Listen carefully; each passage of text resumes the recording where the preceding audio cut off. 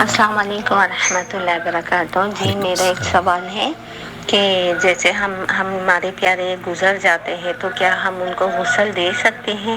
یعنی ناپاکی کی حالت میں ہم انہیں، جیسے ہماری پیاریاں جیسے گزر جاتی ہیں تو کیا ہم ان کو غسل دے سکتے ہیں ناپاکی کی حالت میں؟ یعنی حیض کی جیسے حالت عورتوں کے مخصوص ایام ہوتے ہیں تو اس میں کیا ہم انہیں غسل دے سکتے ہیں یا نہیں دے سکتے؟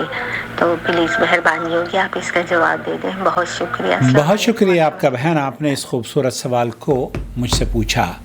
بہت ساری خواتین تو سوالات پوچھنے سے ہی کتراتی ہیں اور وہ یہ سمجھتی ہیں کہ یہ عیب ہے کسی سے سوال پوچھنا، حالانکہ اہل علم کا اس سلسلے میں، بلکہ اما عائشہ رضی اللہ تعالی عنہا جو اس طرح کے سوالات پوچھا کرتی تھی نا عورتیں، اما عائشہ ان کے لیے دعائیں کیا کرتی تھیں۔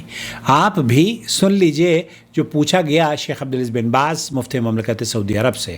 لا تغسل النساء، ایک عورت نے اپنے کسی عزیز اور رشتہ دار کو دفنانے سے پہلے اس کو غسل دیا، اور جب وہ غسل دے رہی تھی تو کسی عورت نے کھڑے ہو کر اس کو ٹوک دیا کہ تم تو حیض سے ہو، تمہیں تو غسل دینا نہیں آتا، اور حائض عورت تو خود ناپاک ہوتی ہے، وہ ناپاکی کی حالت میں اس کی پاکی کیسے ہوگی؟ ایسی صورت میں تو تم پر گناہ ہو گیا، تم نے بہت بڑا گناہ کر لیا، وغیرہ وغیرہ۔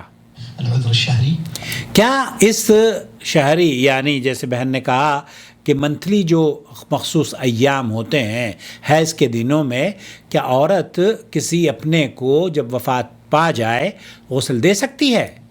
هذا كلام باطل۔ شیخ بن باز نے پہلے چھوٹتے ہی یہ کہا کہ اس عورت کو سمجھ نہیں ہے، وہ باطل اور بے بنیاد باتیں کہہ رہی ہے۔ لها أن تغسل ولو أن تأتيها العادة، لها أن تغسل ولو أن تأتيها العادة۔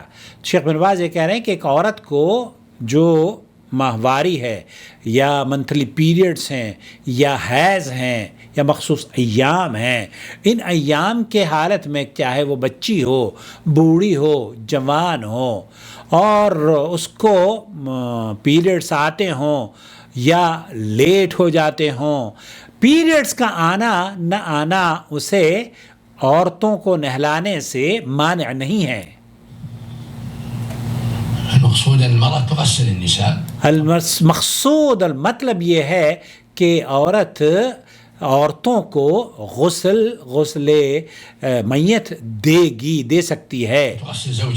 تغسل زوجہا، وہ اپنے شوہر کو بھی حیض کی حالت میں اگر شوہر وفات پا گیا ہے تو اسے غسل دے سکتی ہے، ولا بأس، سواء كانت تأتيها العادة أو ما تأتيها العادة۔ یہاں اس پر بحث نہیں ہے کہ اس کو منتھلی مینسز ہوتے ہیں یا نہیں ہوتے۔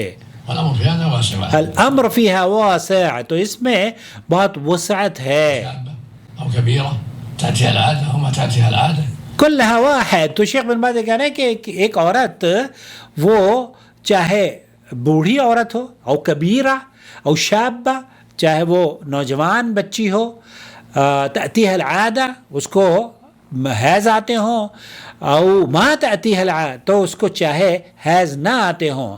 اما یہ جو اللہ تعالیٰ نے یہ اس نے جو خواہ اس عورت نے اس کو تیش دلا دیا اور کہا کہ قسم کھا کہ تو اب زندگی میں کبھی بھی غسل اس طرح سے نہیں دے گی جب تک کہ تجھے حیض کے دنوں میں نہیں دے گی، تو اس کو قسم کھانے پر مجبور کر دیا۔